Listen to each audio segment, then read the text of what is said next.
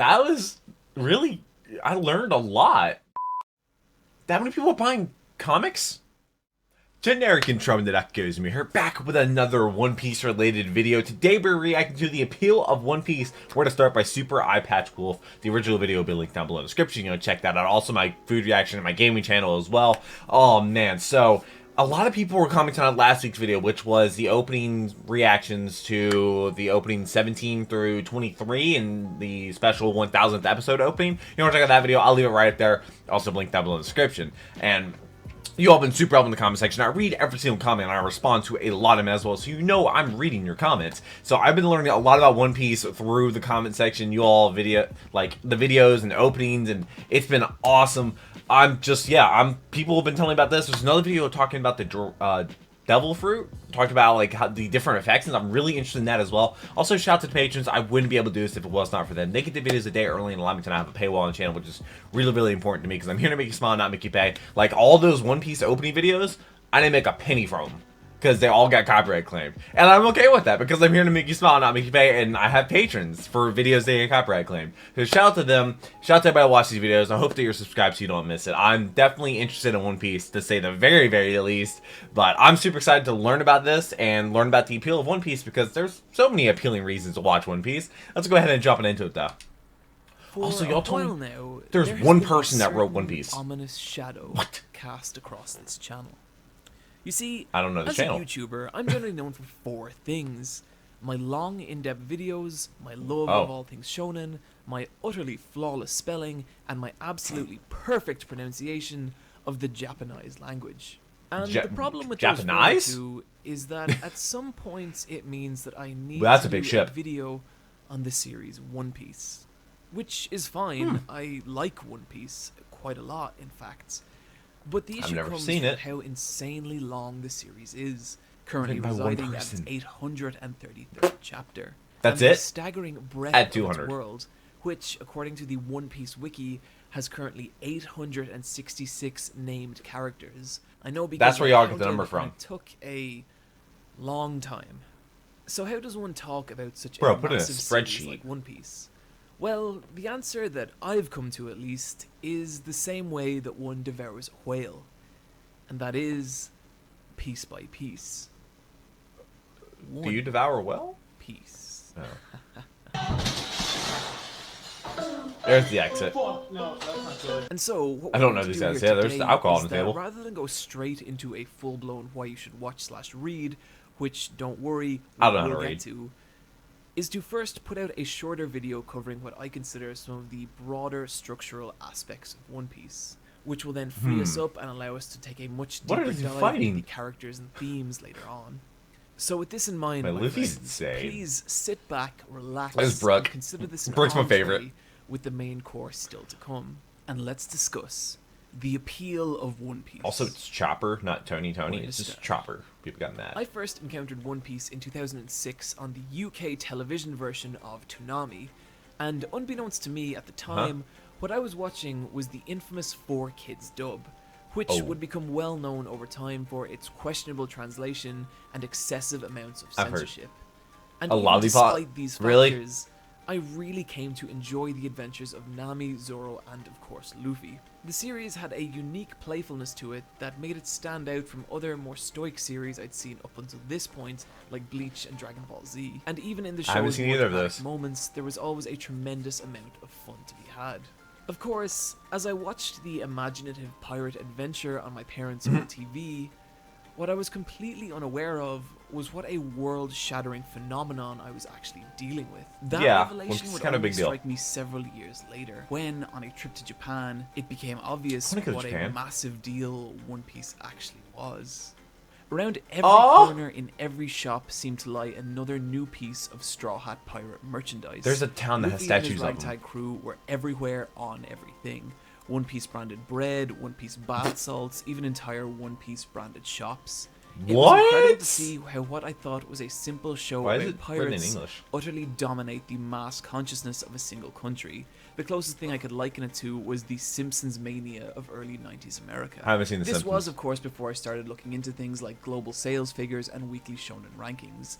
And if I Only had, had I would Superman, have known right? things like the fact that One Piece has sold over 400 million units worldwide, making it the third biggest selling comic in Now it's second. existence, recently beating out Spider-Man for the number 3 spot, leaving Who's only number 2? Batman and Superman. Oh, past ahead of Batman. it. It's And only even behind then, Superman. In 2016, Batman sold 1,859,956 units, and That many Superman people sold buying comics? 828,069 units. Oh, And you could even One roughly Piece is probably double the like sales 5 of both million. series by taking Oh, into wait, account more. all their offshoot titles.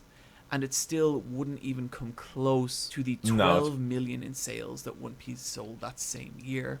And where things really It's only start been to around get since crazy 97. is that if these trends were to continue and One Piece were to run for another decade, it would nearly certainly surpass Batman in lifetime global sales. Oh, it already And passed if it him. were to run for another 2 decades, which for Oda's sake I hope doesn't happen, it would surpass even Superman, becoming the biggest It'll- selling comic in existence. it'll pass Now, I'm not Superman. saying I think this will One happen, day at least. but it's a hell of a thing to consider. He doesn't even have to And do new so, ones. More How people has will a find it. series about a pirate boy made of rubber managed to capture the hearts and minds of so many people worldwide? His name Well, is to put it Monkey. simply, the primary appeal of One Piece is the simple premise of adventure. And yes, that is also the core concept of And countless companionship? other shonen series, Hunter, but Hunter. nothing I don't know what that really one is. captures the same sense of scale and exploration as the world of pirates. Our hero on this voyage is the energetic young pirate, Monkey D. Luffy. Luffy is a simple character with a simple goal: to find the Find the mysterious One Piece. treasure only known as One Piece, and in doing so, become king of the pirates. This was Luffy's primary Which is motivator from weird. chapter 1 and remains so in chapter 834. And this keeps Luffy's journey along the one distinct path, which is a concept surprisingly unique to One Piece. In most other shonen series, our heroes will go on God, this several is different massive. large adventures throughout the course of its run, and these are what make up the arcs. But in One Piece's case, I don't know it's what anime always that the was. same journey along the same path, to the point that you can actually chart Luffy's route out on a physical map. And the sub-arcs come from the various different islands or land masses the crew encounters along the way. This works particularly well That's as kinda it makes cool. the core story of One Piece very easy to understand, while also allowing for a massive amount of variety in the series. I guess it was written by sub-arcs. one person, Some so can it be very makes simple, sense why it's like all... the Barty arc, in which the Straw Hats visit a famous sailing restaurant in order to recruit a chef. Or very complicated like the Dressrosa arc, in which the crew must untangle a web of political intrigue and face down a vicious and tyrannical false king. And because of how the arcs are structured, Okay. with literal massive quantities of ocean between them, there's no real limit to the kind of stories One Piece can tell. They start off fairly villain of the week-esque, with most enemies being Villain of rival the week. pirate captains. But as we move on, we see the Straw Hats embroiled in government conspiracies, abducted by massive haunted ghost ships, springing jailbreaks, and even being at the center of large-scale global conflicts. And throughout the Oh, entire okay. adventure, there's this real genuine sense of time and progress. When Luffy sets out on his journey from Fuchsia Village, he has little more to his name than a wooden dinghy and his straw hat. Wait, And he now, started with a 20 years dinghy, now later, he has- he's an infamous pirate warlord, the world-famous captain of one of the most renowned pirate crews in all of existence. The Straw never Hat lost a Pirates, single member. of whom include a master samurai, a technologically advanced pantsless cyborg, and even an undead violinist with a awful, amazing sense of humor. One of the core Skeleton Bob joys Ross. of One Piece is watching Luffy slowly ascend those in legs? status and build his crew as each new battle propels him The closer bounty to his keeps going dream up. while also increasing his notoriety worldwide.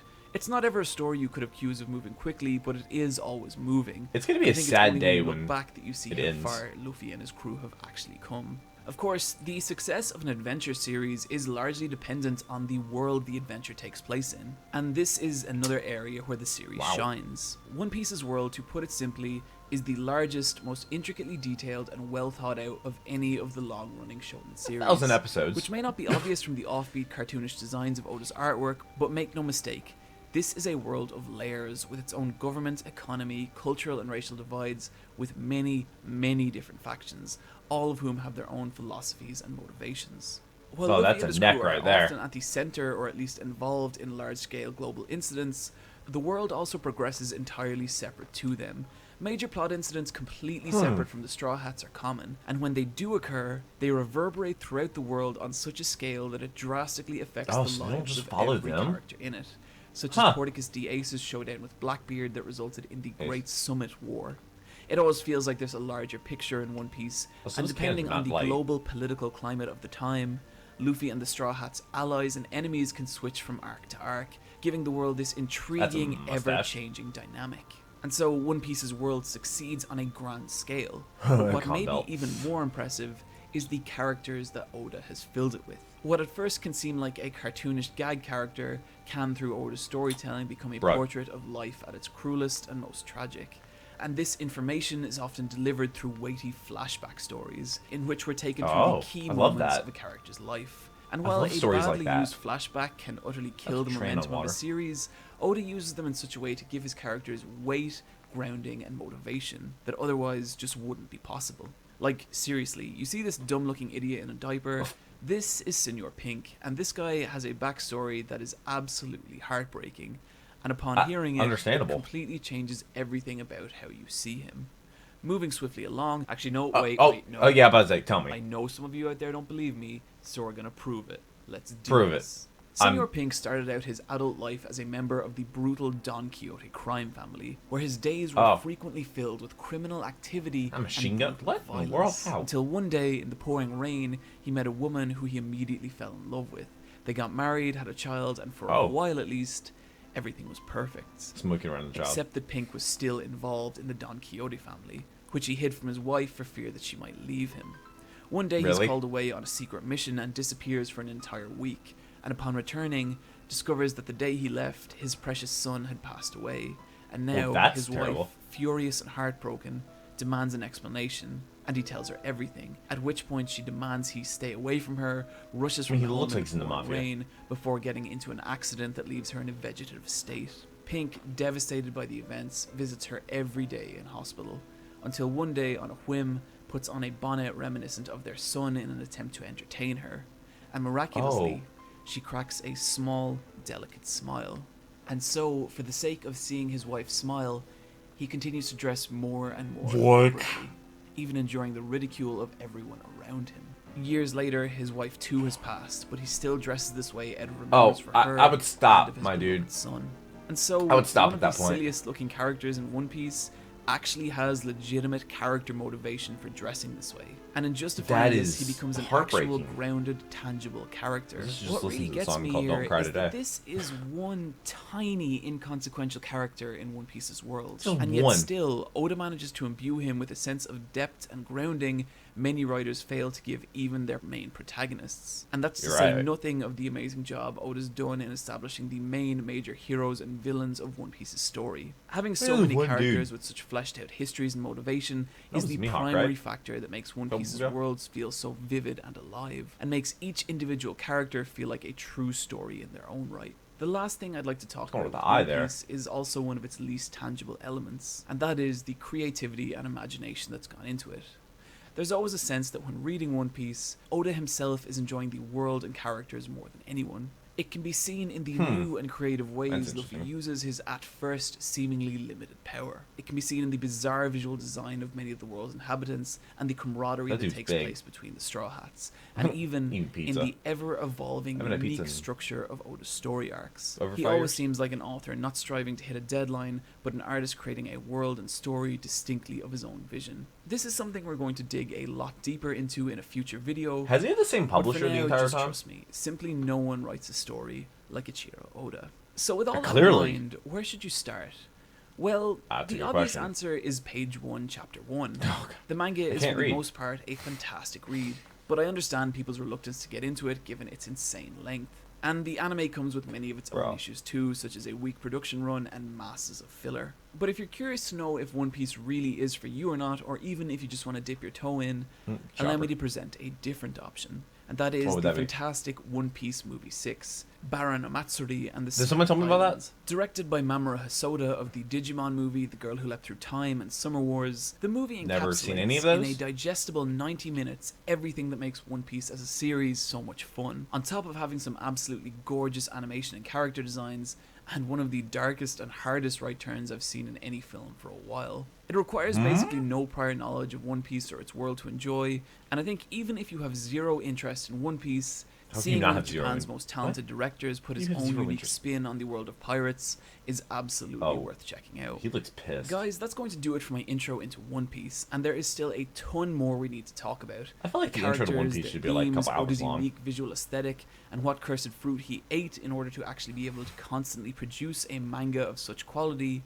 And we shall in a full-blown why you should watch/read One Piece coming later this year. But I hope this video, at the very least, has given you a foothold with which to get started. And also, as some of you are aware, it taught me a lot. Patreon.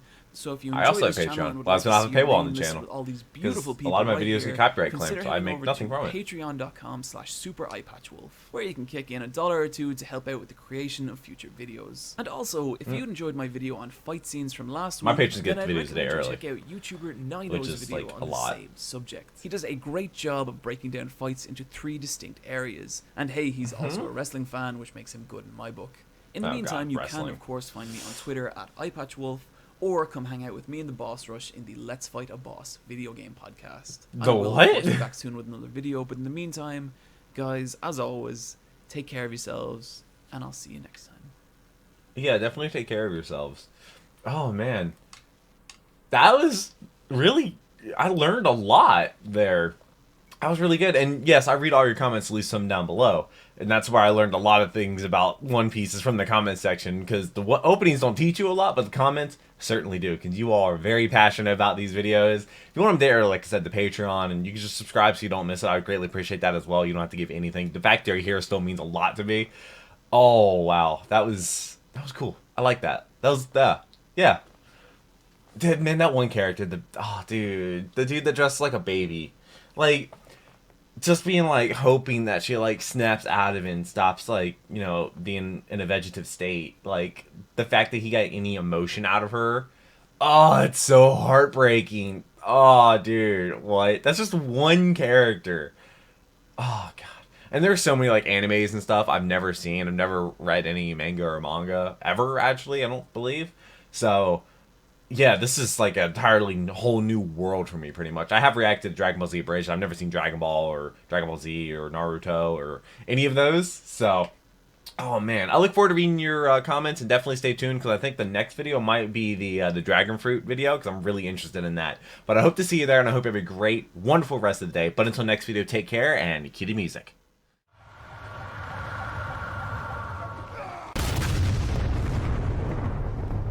We were playing